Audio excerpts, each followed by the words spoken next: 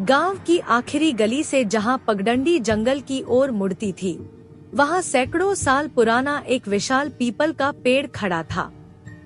उसकी जड़ें जमीन से ऊपर उठकर हवा में लटक रही थी, मानो कोई प्राचीन राक्षस अपनी भुजाएं फैलाए खड़ा हो। गांव वाले कहते थे कि सूरज ढलते ही उस पेड़ के नीचे से गुजरना मौत को बुलावा देना है। रात के 12 बजते ही कुत्ते भी भौंकना बंद कर देते, हवा थम जाती और चारों तरफ एक अजीब सी खामोशी छा जाती, जिसमें सिर्फ पत्तों की सरसराहट सुनाई देती, जैसे कोई फुसफुसा रहा हो। लोग उस छाया को काली माई कहते थे। कोई नहीं जानता था कि वह कौन थी, कब मरी, क्यों मरी, पर हर कोई यह मानता था कि जो भी रात में उस पेड़ के नीचे रुका या गुजरा, उसकी रूह कभी वापस नहीं लौटी। कई साल पहले तक गांव में सुखचैन था। खेत लहलहाते थे, हंसी ठिठोली चलती रहती और रात होते ही लोग अपने अपने घरों में बंद हो जाते। लेकिन सब कुछ तब बदल गया जब रमिया की मौत हुई। रमिया 18 की थी, गांव की सबसे खूबसूरत लड़की। उसकी आंखें ऐसी काली और गहरी थी कि लोग मजाक में कहते थे कि उनमें कोई पुराना राज छिपा है। एक अमावस की रात वह अपने ननिहाल से लौट रही थी। बीच रास्ते में तेज बारिश शुरू हो गई। रमिया ने सोचा कि पीपल के नीचे थोड़ी देर खड़ी हो जाएगी। सुबह उसकी लाश मिली, गले पर नीले निशान, आंखें खुली हुईं और होठों पर एक ऐसी मुस्कान जो किसी जीवित इंसान के चेहरे पर नहीं हो सकती।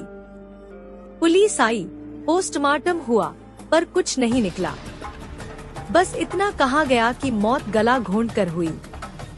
लेकिन गांव वालों को पता था, यह काली माई का काम था। तब से काली माई की कहानियां घर घर फैल गईं। बच्चे डर के मारे रात को बाहर नहीं निकलते। बूढ़े लोग कहते, उसकी साड़ी सफेद है, बाल खुले हैं और आंखें पूरी काली। कुछ कहते कि वह रमिया ही है जो मरकर लौट आई। कुछ कहते कि रमिया को काली माई ने अपना लिया। लेकिन जो सच था वह यह कि रात होते ही गांव सूना हो जाता। लोग लालटेनें बुझा देते, दरवाजे खिड़कियां बंद कर लेते और चुपचाप प्रार्थना करते रहते। गांव की गलियां खाली थी, सिर्फ उसकी लालटेन की पीली रोशनी सड़क पर लहरा रही थी। जैसे जैसे वह पीपल के करीब पहुंचा, हवा ठंडी होने लगी। लालटेन की लौ अचानक कांपने लगी। छोटू रुक गया।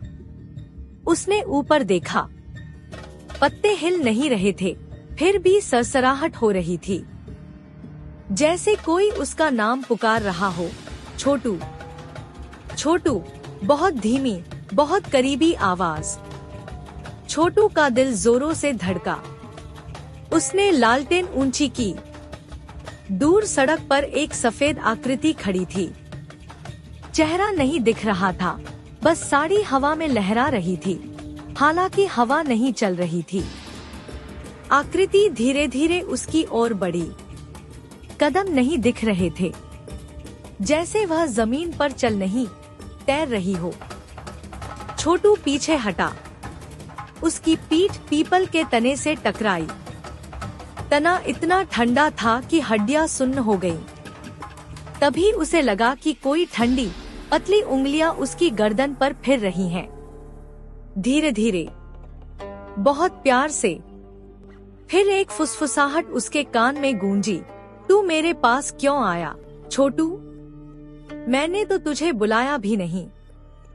छोटू चीखना चाहता था, पर गला रूंध गया। लालटेन उसके हाथ से छूटकर गिर गई। कांच टूटा, अंधेरा छा गया। पीपल की डालियों से एक ठहाका उठा, औरत का भी और किसी भूखे जानवर का भी। छोटू ने आंखें बंद कर ली। वह राम राम जपने लगा। तभी दूर से मुन्ना की माँ की आवाज आई, छोटू, छोटू कहाँ है बेटा? आवाज सुनते ही ठहाका रुक गया। ठंडी उंगलियां गायब हो गईं। छोटू को लगा जैसे कोई जादू टूट गया। उसने आंखें खोली और पूरी ताकत से दौड़ा। पीछे मुड़कर नहीं देखा। वह मुन्ना के घर पहुंचा, दरवाजा खटखटाया और अंदर घुसते ही बेहोश हो गया। सुबह जब वह होश में आया तो उसने सब बताया। गांव में हड़कंप मच गया। कुछ लोग कहने लगे कि छोटू बच गया, इसका मतलब काली माई कमजोर हो रही है। लेकिन बुजुर्ग चुप रहे। वे जानते थे काली माई कभी कमजोर नहीं होती, वह बस इंतजार करती है।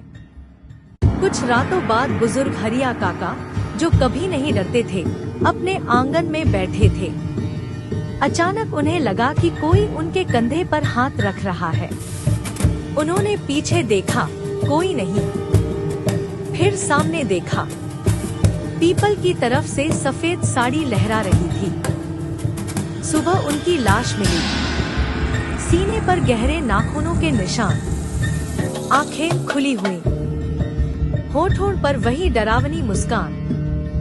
अब गांव में रात होते ही सन्नाटा छा जाता है। बच्चे स्कूल नहीं जाते, खेत सूने हैं। लोग कहते हैं कि काली माई अब